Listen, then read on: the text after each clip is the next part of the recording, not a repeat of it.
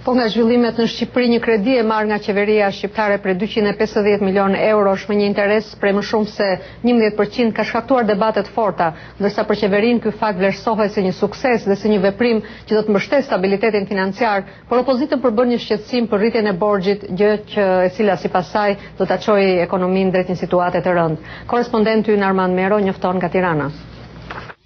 Në kushtet kur efektet e krizës botërore kanë dhënë pasojat e tyre edhe në ekonominë shqiptare, marrja nga ana e qeverisë një kredi prej 250 milionë eurosh nga dy banka të huaja dhe për më tepër me një interes të lartë Euribor plus 9.6%, vlerësohet nga këndvështrime të ndryshme, optimizëm nga ana e qeverisë dhe kritika nga opozita.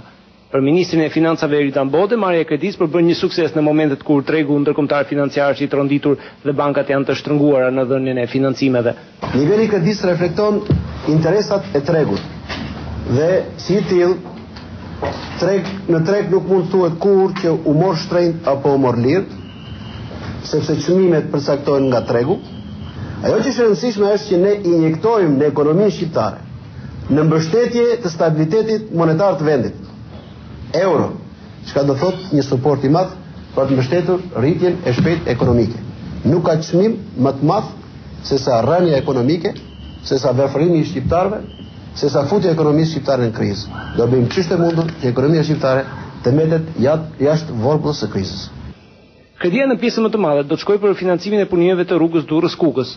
Për opozitën është shqetësuese kostoja e rëndë me të cilën po financohen vetëm segmente rrugore.